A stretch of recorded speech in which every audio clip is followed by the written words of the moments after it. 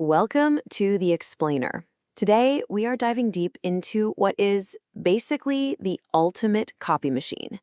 It's a process happening inside you right now, trillions of times a day, building and rebuilding everything that makes you, you. So let's get right into it. I mean, think about it for a second. You get a little paper cut. It's annoying. You stick a Band-Aid on it, and then in a few days, it's just gone. Like it was never even there. How does your body pull off that little magic trick? Well, it isn't magic, it's biology. It's this constant microscopic construction project that's always running, always building, repairing, and maintaining the incredible structure that is, well, you. So how does your body actually rebuild itself? The answer comes down to this single, unbelievably powerful mechanism, the cellular copy machine. And here's the scientific name for it: mitosis. At its heart, it's a beautifully simple idea. One cell turns into two. But the most important word here, the one you gotta remember, is identical. This isn't a fuzzy copy, it's a perfect clone. The whole process is really kind of elegant.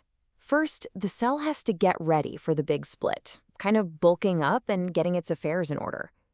Then comes the most important step of all. It makes a perfect, flawless copy of its entire DNA instruction manual. You can't lose a single page. And once that perfect copy is ready, the cell just splits right down the middle, giving each new cell a full set of instructions right from the get-go. The outcome here is simple, but honestly profound. You start with one parent cell, and you end up with two daughter cells.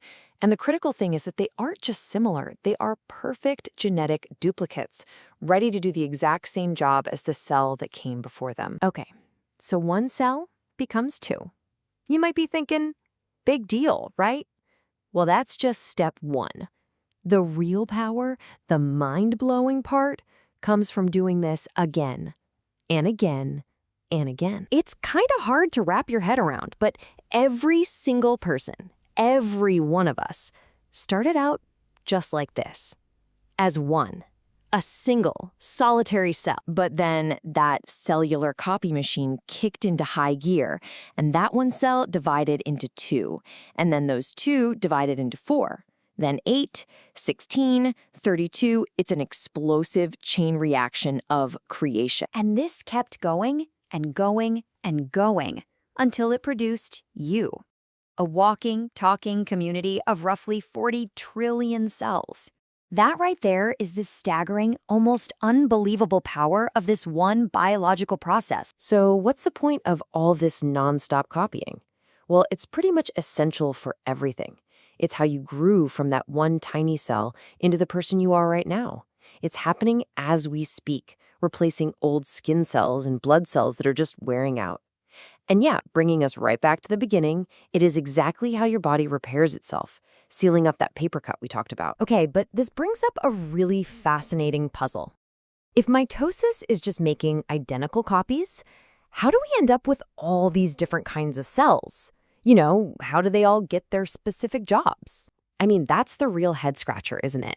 If the genetic blueprint, the DNA, is exactly the same in every cell, why isn't a heart cell the same as a brain cell? How does your body create all these different specialists from the exact same instruction manual? Well, the best way to think about it is with an analogy. Imagine your DNA, which is in every single one of your cells, is like one giant master cookbook. It has every single recipe your body could ever possibly need to make anything. But here's the really clever part. A skin cell, it doesn't need to know the recipe for a nerve cell, so it only opens the cookbook to the skin cell chapter. It only uses the specific recipes or genes that it needs. A muscle cell does the same, but it uses the muscle recipes. Same book, just different pages. And this incredibly elegant system, it has a name. It's called cellular differentiation. It's the process of our identical starter cells growing up and becoming specialists. They don't actually change their DNA, they just change which parts of their DNA they use. That act of reading a specific recipe is called gene expression. So this process, mitosis, it's elegant, it's precise, and it is highly controlled. But What happens when that control system breaks? What happens if that cellular copy machine gets stuck in the on position? And right here, this is the critical difference. See, healthy cells are polite. They're team players. They divide when they're told to, they fill a gap, and then they stop when the job's done. But when that control system breaks, the cells basically go rogue.